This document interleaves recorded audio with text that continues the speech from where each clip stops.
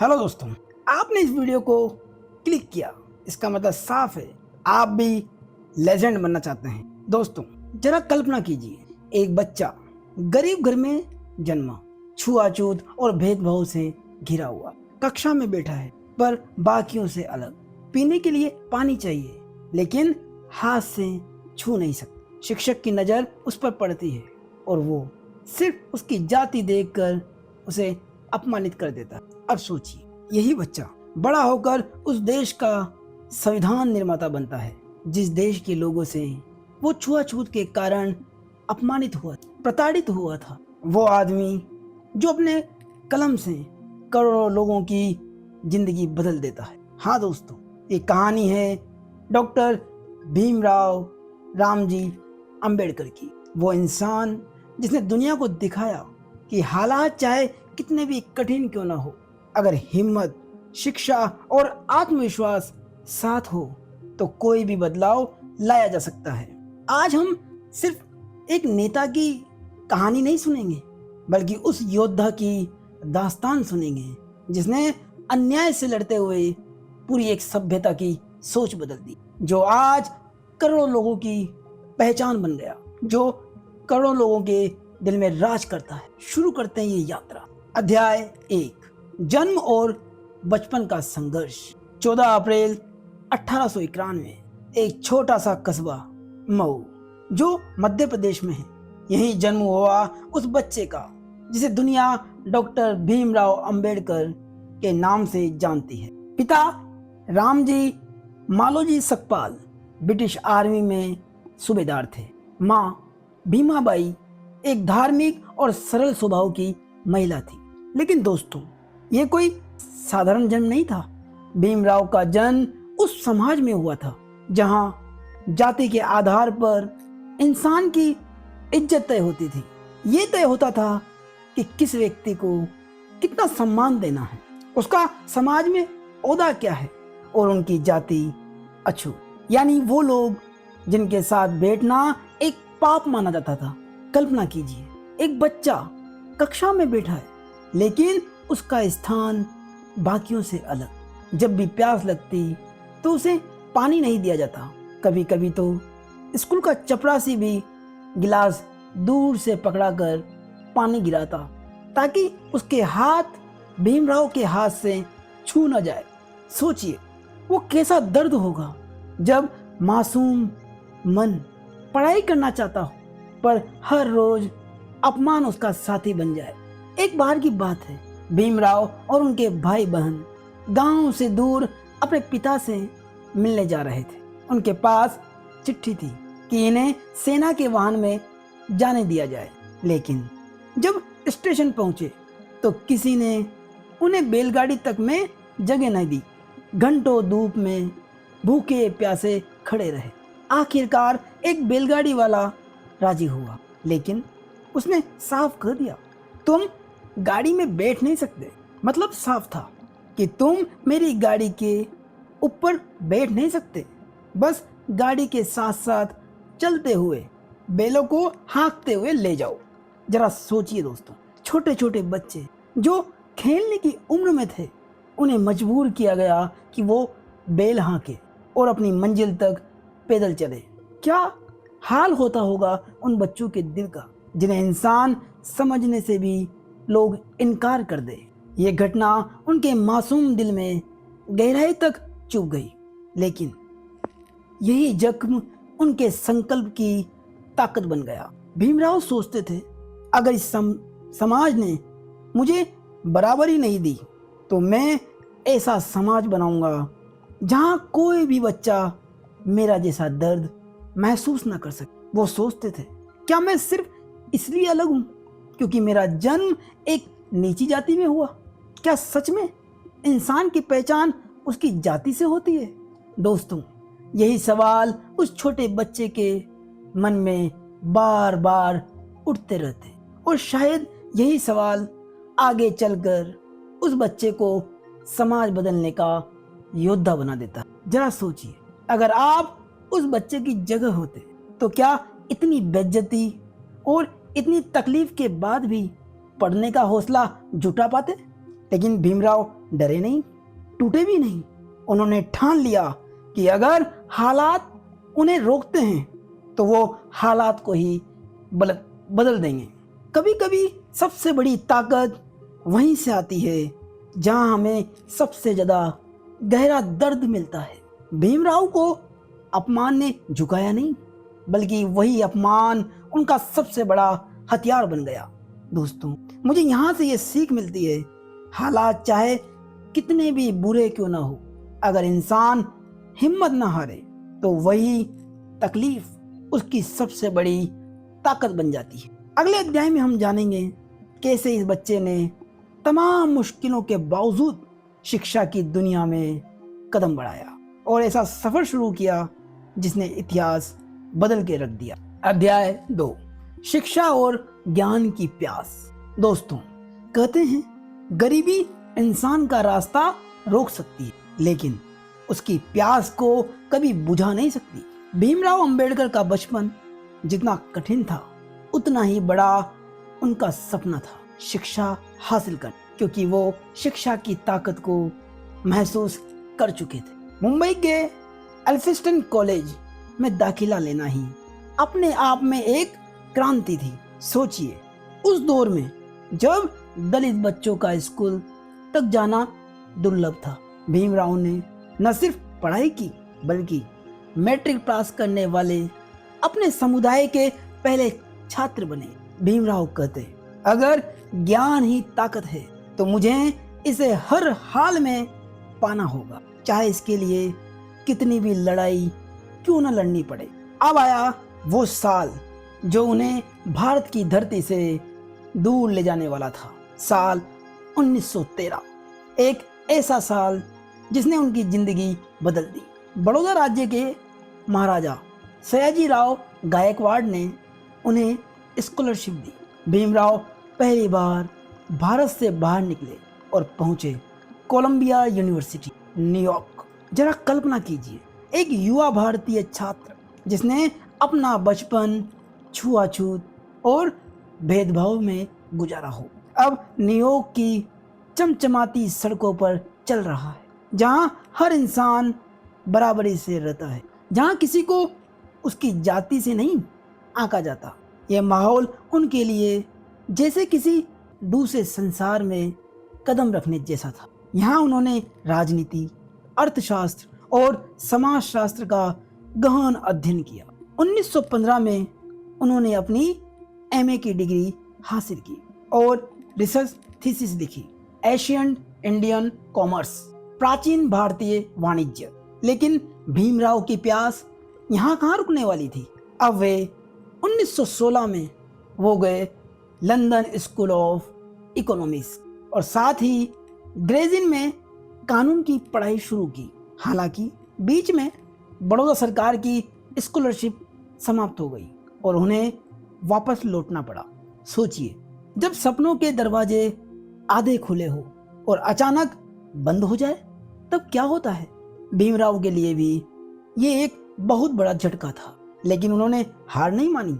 कुछ साल भारत में संघर्ष करने के बाद उन्होंने फिर से पैसे जुटाए और अपनी पढ़ाई पूरी करने लंदन लौट गए। उन्होंने शिक्षा से ज्ञान का सागर इकट्ठा कर लिया, या यूं कहें शिक्षा के उन हथियारों का निर्माण कर लिया था जो आने वाले समय में समाज की कुरीतियों और आडंबरों से लड़ने में उनके लिए काम आने वाले थे। उन्होंने कई डिग्रियां और उपलब्धियां हासिल की। 1921 में उन्होंने लंदन स्कूल ऑफ इकोनॉमिक्स से एमएससी की डिग्री हासिल की। 1923 में डॉक्टर ऑफ साइंस की उपाधि प्राप्त की। इसके अलावा उन्होंने बैरिस्टर एट लॉ, वकालत की उपाधि हासिल की। एक ऐसा बच्चा जिसे अपने ही देश में पानी तक छूने की इजाजत नहीं थी, अब इंग्लैंड की अदालतों और अमेरिका की यूनिवर्सिटियों में सम्मानित स्कॉलर बन चुका। दोस्तों, जरा रुक कर सोचिए, अगर भीमराव ने समाज की जंजीरों को सच मानकर हार मान ली होती तो क्या आज हम उन्हें संविधान निर्माता के रूप में जान पाते। जब हालात आपको रोकने की कोशिश करें, तभी शिक्षा आपका सबसे बड़ा हथियार बन जाती है। दोस्तों, यहाँ से मुझे ये सीख मिलती है कि शिक्षा ही सबसे बड़ा हथियार है। शिक्षा सिर्फ डिग्री पाने का साधन नहीं, ये आपके अस्तित्व को बदल सकती है, आपकी पहचान को नया रूप दे सकती है। अगले अध्याय में हम देखेंगे डॉक्टर भीमराव अंबेडकर वापस भारत लौटते हैं, तो किस तरह उन्होंने समाज की गंदी सच्चाइयों से सीधे टकराना शुरू किया। अध्याय 3, संघर्ष और समाज सुधार की शुरुआत। दोस्तों, शिक्षा पूरी करने के बाद जब डॉक्टर भीमराव अंबेडकर भारत लौटे, तो उनके मन में सिर्फ एक सपना था, अपने ज्ञान का उपयोग समाज सुधार के लिए करना। लेकिन किस्मत ने उनका स्वागत फूलों से नहीं, बल्कि अपमान के पत्थरों से किया। 1917 में बड़ौदा राज्य की स्कॉलरशिप के चलते ही भीमराव ने पढ़ाई पूरी की, इसलिए वापस लौटकर वो वडोदरा राज्य की नौकरी करने लगे, मिलिट्री सेक्रेटरी के तौर पर। लेकिन दोस्तों, ये वो दौर था जब जातिगत भेदभाव समाज की रगों में गहराई तक समाया हुआ था। भीमराव जैसे ही बड़ौदा पहुंचे, उन्हें रहने के लिए कोई घर किराए पर नहीं मिल रहा था। क्यों? सिर्फ इसलिए कि वो दलित थे। बड़ौदा में नौकरी के दौरान एक बार भीमराव ने सार्वजनिक नल से पानी लेने की कोशिश की, लेकिन ऊंची जाति के लोगों ने उन्हें देखकर चिल्लाना शुरू कर दिया, ये पानी गंदा कर देगा, ये पानी छू लेगा तो हम नहीं पिएंगे। भीमराव के हाथ से गिलास छीन लिया गया और उन्हें अपमानित कर वहां से भगा दिया गया। कल्पना कीजिए दोस्तों, एक आदमी जिसने दुनिया की बेहतरीन यूनिवर्सिटी से डिग्री ली हो, जिसे अमेरिका और इंग्लैंड में सम्मान मिला हो, वो अपने ही देश में पानी की एक बूंद तक पीने के लिए तरस रहा है। भीमराव कहते, अगर पानी तक हमें नहीं दिया जा रहा तो हमें समाज में बराबरी कौन देगा। अब ये लड़ाई सिर्फ मेरी नहीं, ये लड़ाई हर उन इंसान की है जो अपमानित हुआ। कल्पना कीजिए, एक युवा जिसने अमेरिका और इंग्लैंड के उच्चतम डिग्रियां हासिल की हो, जो बैरिस्टर बन चुका हो, फिर भी अपने ही देश में उस सराय में झूठ बोलकर रहना पड़े कि वो परसी है, ताकि लोग उसे जगह दे दे।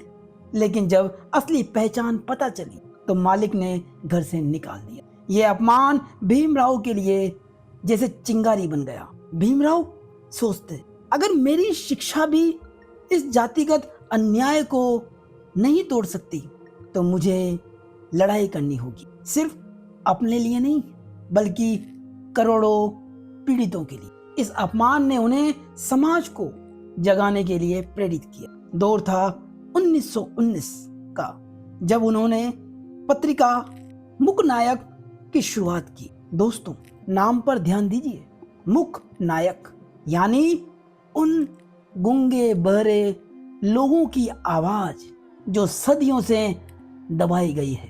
इस पत्रिका में उन्होंने बिना डरे जातिगत भेदभाव, छुआछूत और समाज की कुरूप सच्चाइयों पर लेख लिखना शुरू किया। उनकी लेखनी तलवार से भी तेज थी। धीरे धीरे लोग जुड़ने लगे। दलित समाज को पहली बार लगा जैसे हमारा मसीहा आ गया, अब हमारी आवाज भी सुनी जा सकती। जब आवाज दबाई जाए तो कलम ही सबसे बड़ा हथियार बन जाती है। 1924 में उन्होंने बहिष्कृत हितकारिणी सभा की स्थापना की। इस संगठन का उद्देश्य था दलितों को शिक्षा, जागरूकता और अधिकार दिलाना। सोचिए, भीमराव गांव-गांव जाकर लोगों को समझाते थे, अपने बच्चों को पढ़ाओ, संगठित हो जाओ और अपने अधिकार मांगना सीखो। ये वो बीज थे जिनसे आगे चलकर एक क्रांति की फसल उगने वाली थी। अब वो दौर आया जब एक ऐतिहासिक आंदोलन की शुरुआत होने वाली थी। महाराष्ट्र के महाड नगर पालिका ने कानून बनाकर कहा था कि सभी को सार्वजनिक तालाब से पानी लेने का अधिकार है, लेकिन समाज की मानसिकता अभी भी वही थी, दलितों को पानी लेने से रोका जाता था। 25 मार्च 1927 को भीमराव ने हजारों दलितों के साथ महाड़ तालाब पर सत्याग्रह किया। उन्होंने खुद तालाब से पानी पिया और सबको पिलाया। उन्होंने सत्याग्रह कर पानी पी भी लिया और पिला भी दिया, लेकिन तालाब से पानी पीने के बाद ऊंची जाति के लोगों ने तालाब को गंगा जल से शुद्ध करने की कोशिश की। उन्होंने कहा यह पानी अपवित्र हो गया है। भीमराव और उनके साथियों पर पथराव किया गया, लाठियां चलाई गई। जरा सोचिए, हजारों लोग जो अपनी प्यास बुझाने आए थे उन पर पत्थरों की बारिश हो रही थी। लोग खून से लथपथ हो गए थे, लेकिन फिर भी उनकी आंखों में आंसू नहीं बल्कि आग थी। दोस्तों सोचिए, पानी पीना भी अगर अपराध बना दिया जाए तो ये कैसा समाज होगा। जरा सोचिए उस दृश्य को। हजारों लोग तालाब के किनारे खड़े हैं, बीच में खड़े हैं डॉक्टर भीमराव अंबेडकर। वो पानी उठाते हैं और इतिहास बन जाता है। यह सिर्फ पानी पीना नहीं था, यह समानता की घोषणा थी। दोस्तों सोचिए, पानी जो इंसान की सबसे बड़ी बुनियादी जरूरत है, अगर उसी पर किसी की मनमानी हो तो ये कैसा समाज होगा। उसी साल दिसंबर 1927 को भीमराव ने महाड़ में ही मनुस्मृति दहन आंदोलन किया।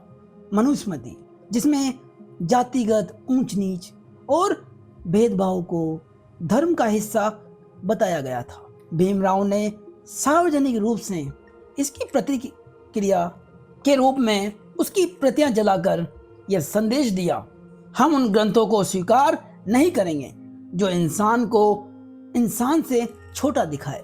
धर्म वही है जो इंसान को बराबरी दे, जो इंसान को बांटे नहीं वो ही धर्म है, और जो इंसान को बांटे वो अधर्म है। भीमराव अब सिर्फ एक विद्वान नहीं रहे बल्कि करोड़ों दलितों की उम्मीद बन चुके, उनकी आशाओं के भावी सम्राट बन चुके। दोस्तों मुझे यहाँ से ये सीख मिलती है, कभी कभी अपमान की आग ही इंसान को समाज बदलने का साहस देती। अगर भीमराव उस अपमान से टूट जाते तो शायद करोड़ों लोग आज भी अंधेरे में जी रहे होते। अगले अध्याय में हम देखेंगे कैसे भीमराव राजनीति के मैदान में उतरे, गोलमेज सम्मेलनों में अंग्रेजों और नेताओं को चुनौती दी और दलितों की आवाज को राष्ट्रीय मंच तक पहुंचाया। अध्याय 4, राजनीति में प्रवेश और गोलमेज सम्मेलन। दोस्तों अब तक हमने देखा कि डॉक्टर भीमराव अंबेडकर ने शिक्षा और समाज सुधार के माध्यम से आंदोलन की नींव रख दी थी, लेकिन असली जंग अभी बाकी थी। अब समय था राजनीति के मैदान में उतरने का, क्योंकि बिना राजनीति में प्रवेश किए हाथ से पर पड़े समाज की आवाज सत्ता तक नहीं पहुंच सकती। साल था 1920 के दशक में भारतीय स्वतंत्रता आंदोलन तेज हो रहा था। कांग्रेस अंग्रेजों से आजादी की लड़ाई लड़ रही थी, लेकिन उस लड़ाई में दलितों की आवाज कहीं गुम थी। भीमराव ने महसूस किया कि अगर दलित समाज को हक चाहिए तो उन्हें सिर्फ समाज सुधार आंदोलन से नहीं बल्कि राजनीति से भी लड़ना होगा। 1926 में उन्हें बॉम्बे लेजिस्लेटिव काउंसिल का सदस्य नियुक्त किया गया। ये उनका पहला राजनीतिक कदम था। भीमराव सोचते, अगर मुझे अपने लोगों को बराबरी दिलानी है तो सत्ता के दरवाजों तक उनकी आवाज पहुंचनी ही होगी। 1930 इंग्लैंड में पहला गोलमेज सम्मेलन हुआ। इस सम्मेलन का उद्देश्य था भारत के भविष्य की राजनीतिक व्यवस्था पर चर्चा। यहाँ भारतीय नेताओं को बुलाया गया ताकि वे ब्रिटिश सरकार से बातचीत कर सके। डॉक्टर अंबेडकर ने इसमें हिस्सा लिया और पहली बार ब्रिटिश शासकों और भारतीय नेताओं के सामने दलितों की आवाज बुलंद की। कल्पना कीजिए, लंदन की भव्य गोलमेज पर चारों ओर अंग्रेज अफसर और भारतीय नेता बैठे और उस मेज पर एक आवाज गूंजती है, हम इस आज़ादी का क्या करेंगे अगर उसमें दलितों और शोषितों को बराबरी नहीं मिलेगी। ये आवाज़ थी डॉक्टर भीमराव अंबेडकर।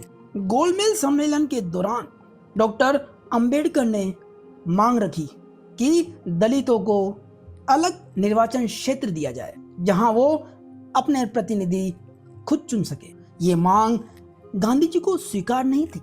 गांधी जी का मानना था कि इससे हिंदू समाज में और विभाजन होगा, लेकिन अंबेडकर का तर्क था अगर दलितों को अपनी राजनीतिक शक्ति नहीं दी गई तो वो हमेशा दबे कुचले रहेंगे। यही टकराव आगे चलकर इतिहास का एक बड़ा मोड़ बना, पूना एक्ट के नाम से। सोचिए, जब दो महान नेता गांधी और अंबेडकर आमने सामने आए तो देश का भविष्य किस ओर मुड़ा, यह सस्पेंस हम अगले अध्याय में देखेंगे।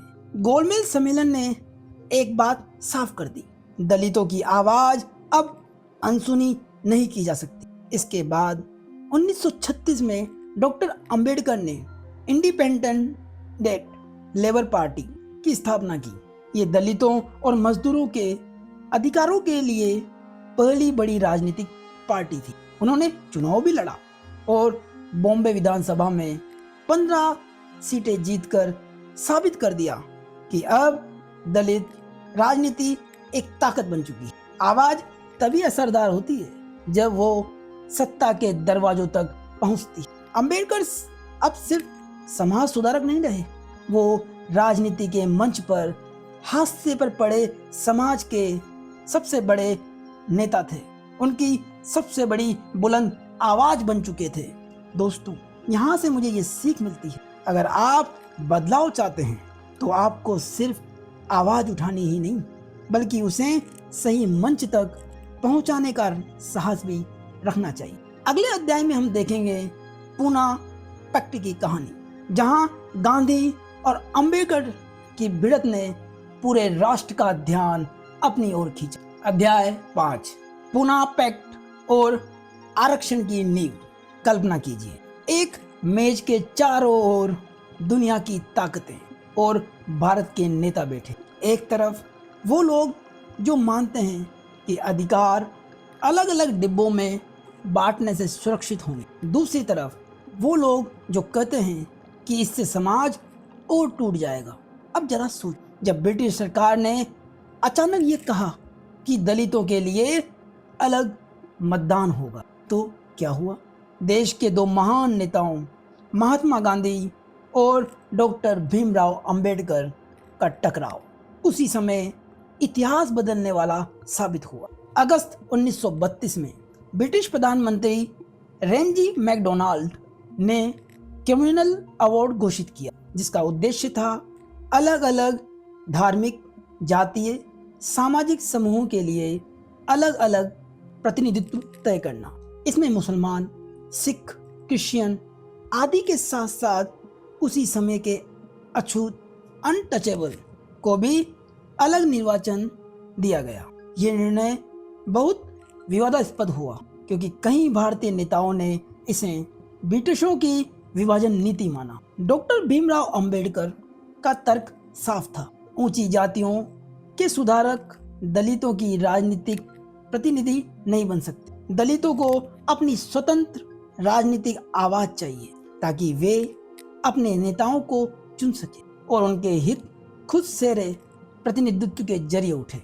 इसलिए उन्होंने कम्युनल अवार्ड में डिप्रेस्ड क्लासेस के लिए सेपरेट इलेक्टोरेट्स का समर्थन किया। वो कहते, अगर मेरे लोगों के पास अपना वोट और अपनी सीटें नहीं होगी तो वास्तविक शक्ति कभी नहीं आएगी। गांधी ने सेपरेट इलेक्टोरल का जोरदार विरोध किया। उनका डर ये था कि यदि दलितों के लिए अलग वोटिंग व्यवस्था आई तो हिंदू समाज स्थायी रूप से विभक्त हो जाएगा। विरोध इतना तीव्र था कि गांधी ने येरवड़ा जेल में उपवास, फास्ट अनटू डेथ करना शुरू कर दिया। उनका कहना था कि ये व्यवस्था हिंदू समाज को तोड़ देगी। गांधी का ये उपवास देश भर में एक भावनात्मक और राजनीतिक संकट बन गया। जरा रुककर सोचिए, अगर कोई नेता अपना शरीर त्याग कर दे तो दबाव कितना भारी हो जाता होगा। आप उनकी प्रतिक्रिया क्या समझते हैं? गांधी का उपवास राष्ट्रीय संवेदनशीलता को झकझोर रहा था। ब्रिटिश प्रशासन भी चिंतित था। स्थिति गर्म होती गई। अब देश के अगुओं ने मध्यस्थता की पहल की। अंबेडकर और गांधी के बीच बातचीत अनिवार्य हो गई, क्योंकि एक ओर राजनीतिक प्रतिनिधित्व का सवाल था तो दूसरी ओर राष्ट्रीय एकता के लिए भावनात्मक दबाव। 24 दिसंबर 1932 पूरा समाधान निकला, पूना पैक्ट। इसमें सेपरेट इलेक्टोरेट्स को छोड़कर ज्वाइंट इलेक्टोरेट्स के भीतर आरक्षित सीटें देने का नियम बना दिया गया। यानी दलितों के लिए अलग वोटिंग नहीं, बल्कि सामान्य मतदाताओं में ही कुछ सीटें आरक्षित रखी जाए। इस समझौते में प्रमुख बातें थी: प्राइमरी चुनाव पद्धति, जहां डिप्रेस्ड क्लासेज का वोट एक प्राथमिक चुनाव कर पैनल बनाता है और फिर सामान्य मतदाता पैनल में से चुनता है। आरक्षण की संख्या और शिक्षा और रोजगार के लिए विशेष प्रावधान किया गया। पूना पैक्ट पर प्रतिनिधियों ने हस्ताक्षर किए और यह समझौता यरवड़ा जेल में हुआ। कॉमनवेल्थ अवार्ड ने पहले जो संख्या दी थी वो कम थी और पूना पैक्ट में आरक्षित सीटें बढ़ा दी गई। कई शैक्षणिक श्रोताओं के अनुसार कॉमनवेल्थ अवार्ड केंद्र और प्रांतीय स्तर पर डिप्रेस्ड क्लासेस को पहले 71 या 80 सीटें दी थी, जबकि पूना पैक्ट में प्रांतीय विधानसभाओं के लिए कुल मिलाकर करीब 147 से 148 आरक्षित सीटें तय की गई। पर मूल बात यही है कि सीटें लगभग दोगुनी कर दी गई और वे प्रांतवार बांटी गई। पैक्ट के अनुसार आरक्षित सीटों के लिए एक द्विचरण पद्धति रखी गई।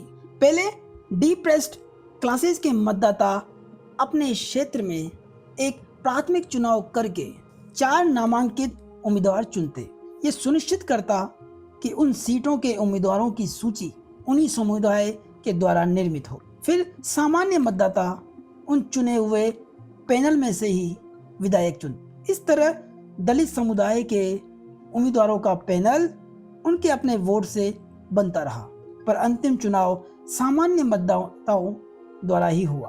पूना पैक्ट में साथ ही साथ शिक्षा के लिए अनुदान और सरकारी नौकरी या स्थायी निकायों में उचित प्रतिनिधित्व की बात भी रखी गई। पर पूना पैक्ट में क्या मिला और क्या नहीं मिला, इस पर आज भी बहस होती। जो मिला उसके तर्क में कहा जाता है कि राजनीति प्रतिनिधित्व के लिए आरक्षित सीटें और कुछ शैक्षिक सरकारी अवसर, दलितों के मुद्दों को राष्ट्रीय राजनीति में जगह मिली।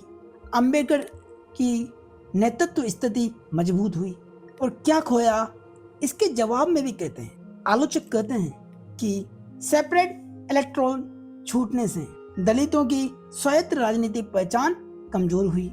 और कुछ कहते हैं कि गांधी का उपवास अंबेडकर पर भावनात्मक दबाव बन गया। इतिहासकार और विचारक आज भी डिबेट करते हैं कि क्या पूना पैक्ट में अंबेडकर पर अनावश्यक दबाव था या ये व्यवहारिक समझौता था जो तत्काल लाभ देता था। सोचिए, क्या किसी बड़े लक्ष्य के लिए किया गया छोटा सा समझौता आगे चलकर बड़ा लाभ दे सकता है, या वो छोटी जीत हमें बड़े अधिकारों से वंचित कर देती। पूना पैक्ट में यह भी बात आई कि प्राइमरी इलेक्शन सिस्टम की अवधि और उसे कैसे बदला जाएगा। अंबेडकर ने आरक्षण के स्वतः समाप्त होने की समय सीमा का प्रस्ताव भी रखा था और दोनों पक्षों ने कुछ शर्तों पर सहमति जताई कि आगे की व्यवस्था समुदाय के आपसी समझ से तय होगी। इस पर भी बहस और दस्तावेजी मतभेद रहे हैं। पूना पैक्ट ने राजनीतिक जमीन को दलितों को दी, पर बहस आज भी चलती है कि क्या वो जमीन उनकी खुद की जमीन थी या किसी बड़े नैतिक दबाव के सहारे मिली हुई जमीन। दोस्तों, मुझे यहाँ से ये सीख मिलती है कि बड़े राजनीतिक निर्णयों में नैतिक जज्बा और व्यवहारिक समझौता दोनों काम करते हैं, पर हमें हमेशा यह सवाल पूछना चाहिए कि समझौते किसके लिए और किस शर्त पर किए गए थे। अध्याय 6, संविधान निर्माण और भारत की नई पहचान। दोस्तों, जरा कल्पना कीजिए, साल है 1947। भारत अभी अभी आजाद हुआ है। सदियों की गुलामी की जंजीरें टूटी है, लेकिन आजादी के साथ एक बड़ा सवाल खड़ा है। अब इस विशाल, विविध और जटिल देश को चलाएंगे कैसे? क्या ये देश राजाओं की रियासतों के हिसाब से बटेगा? क्या हर राज्य अपनी अपनी अलग नीतियां बनाएगा, या फिर भारत को एक साझा नियम, एक साझा आत्मा मिलाएगी? और इस सवाल का जवाब सिर्फ एक आदमी के पास था, डॉक्टर भीमराव अंबेडकर। 1946 में जब संविधान सभा बनी तो डॉक्टर अंबेडकर को भी इसमें चुना गया। शुरुआत में उन्हें बंगाल से चुना गया था, लेकिन बाद में वो बॉम्बे प्रेसिडेंसी का प्रतिनिधित्व करने लगे। 15 अगस्त 1947 को भारत आजाद हुआ और ठीक उसके बाद डॉक्टर अंबेडकर को संविधान सभा की प्रारूप समिति का अध्यक्ष नियुक्त किया गया। अंबेडकर सोचते हैं, अब वक्त आ गया है कि मैं सिर्फ दलितों का नहीं बल्कि पूरे भारत का भविष्य लिखूं। डॉक्टर अंबेडकर और उनकी टीम ने हजारों पन्नों का अध्ययन किया। उन्होंने अमेरिका, इंग्लैंड, फ्रांस और आयरलैंड के संविधान देखे, लेकिन सबसे जरूरी बात, उन्होंने भारत की जमीन और यहाँ के समाज की जरूरतों को केंद्र में रखा। सोचिए, संसद भवन की बड़ी लाइब्रेरी में दीपक जल रहा है, रात के 2 बजे हैं, अंबेडकर की आंखें थकी हुई है, लेकिन कलम अब भी चल रही है। बाहर अंधेरा है, लेकिन अंदर से निकल रहे शब्द एक पूरे देश के लिए उजाला बन रहे हैं। संविधान सभा में हर धारा पर बहस हुई। अंबेडकर को आलोचना का सामना भी करना पड़ा। कुछ लोग कहते थे कि वो जरूरत से ज्यादा कठोर है। कुछ का मानना था कि वो अंग्रेजी कानून से प्रभावित है, लेकिन उन्होंने हर बार साफ कहा, संविधान ऐसा होना चाहिए जो सबसे गरीब, सबसे कमजोर आदमी को भी न्याय दिला सके। लोकतंत्र तभी असली है जब वो सिर्फ अमीर और ताकतवर की नहीं बल्कि गरीब और कमजोर की भी रक्षा करे। 26 जनवरी 1950 भारत का संविधान लागू हुआ। और दोस्तों, ये सिर्फ एक किताब नहीं थी, ये एक क्रांति थी जो कलम से लिखी गई थी। इस संविधान में सभी नागरिकों को समान अधिकार दिए, छुआछूत को कानूनन अपराध घोषित किया गया, शिक्षा और रोजगार में आरक्षण की व्यवस्था दी गई, धर्मनिरपेक्षता और लोकतंत्र को आधार बनाया गया। गुलामी से मिली आज़ादी को कायम रखने के लिए संविधान सबसे बड़ा हथियार है। डॉक्टर अंबेडकर अब सिर्फ दलितों के मसीहा नहीं रहे, वो पूरे भारत के संविधान निर्माता बन चुके थे। दोस्तों, यहाँ से मुझे ये सीख मिलती है कि असली नेतृत्व वही है जो अपनी सोच सिर्फ अपने तक सीमित न रखे बल्कि पूरे समाज के लिए भविष्य की नींव रखे। अगले अध्याय में हम देखेंगे कैसे संविधान बनाने के बाद डॉक्टर भीमराव अंबेडकर का संघर्ष खत्म हुआ। उन्होंने सामाजिक सुधार, बौद्ध धर्म की ओर रुख और अंतिम वर्षों में ऐतिहासिक निर्णय लिए। जानेंगे अगले अध्याय में। अध्याय 7, बौद्ध धर्म की ओर यात्रा और अंतिम संघर्ष। दोस्तों, संविधान बन चुका था, भारत एक नए युग में प्रवेश कर चुका था, लेकिन डॉक्टर भीमराव अंबेडकर के मन में एक सवाल अब भी जिंदा था। क्या सिर्फ कानून बदलने से समाज बदलेगा? संविधान लागू होने के बाद भी दलित समाज की स्थिति बहुत कुछ वैसी ही थी। भेदभाव अब भी जड़ें जमाए बैठा था। अंबेडकर ने महसूस किया सिर्फ कानून से सोच नहीं बदलेगी, इसके लिए एक सामाजिक और धार्मिक क्रांति चाहिए। अंबेडकर सोचते थे अगर मेरे लोग बराबरी चाहते हैं तो उन्हें उस धर्म से बाहर निकलना होगा जो उन्हें सदियों से गुलाम बना रहा है। 1935 में ही उन्होंने एक सभा में कहा था, मैं हिंदू पैदा हुआ हूं लेकिन हिंदू मरूंगा नहीं। ये वाक्य सिर्फ बयान नहीं था, ये एक चेतावनी थी, एक ऐसी चेतावनी जिसने ऊंची जाति के ढांचे को हिला दिया। डॉक्टर अंबेडकर ने कई धर्मों का अध्ययन किया, इस्लाम, ईसाई धर्म, सिख धर्म, सब पर विचार किया, लेकिन अंत में उन्हें शांति, समानता और करुणा की राह दिखी बुद्ध के धर्म में। कल्पना कीजिए, एक थके हुए योद्धा को लंबी लड़ाई के बाद एक शांत झील के किनारे बैठने का अवसर मिले। बौद्ध धर्म उनके लिए वही झील था। 14 अक्टूबर 1956 नागपुर का दीक्षा भूमि, चारों ओर लाखों लोग जमा हैं। डॉक्टर अंबेडकर और उनकी पत्नी सावित्रीबाई ने बौद्ध धर्म की दीक्षा ली और उनके साथ लगभग 5 लाख अनुयायी भी बौद्ध बन गए। यह दृश्य इतिहास में दर्ज हो गया। यह सिर्फ धर्म परिवर्तन नहीं था, यह समानता की क्रांति थी। धर्म वही है जो इंसान को बराबरी दे और इंसानियत को ऊंचा उठाए। डॉक्टर अंबेडकर का मानना था किसी भी समाज का आधार समानता और न्याय होना चाहिए। धर्म का असली उद्देश्य इंसान को मुक्त करना है, बांटना नहीं। शिक्षा सबसे बड़ा हथियार है और संगठन सबसे बड़ी ताकत। सच्चा धर्म वही है जो इंसान को डर में नहीं बल्कि आत्मसम्मान में जीना सिखाए। कुछ अनसुने किस्से और प्रसंग भी है। कहा जाता है नागपुर के दीक्षा समारोह में उन्होंने 22 प्रतिज्ञाएं दिलाई जिनमें छुआछूत छोड़ने, समानता अपनाने और अंधविश्वास त्यागने की बात थी। कोलंबिया यूनिवर्सिटी में बिताए वक्त को याद करते हुए अंबेडकर कहते हैं कि अगर उन्होंने अमेरिका में समानता का अनुभव न किया होता तो शायद कभी बौद्ध धर्म की ओर न मुड़े होते। उनके अंतिम दिनों में उनका स्वास्थ्य बिगड़ रहा था, लेकिन तब भी वो दिन रात लिखते रहे।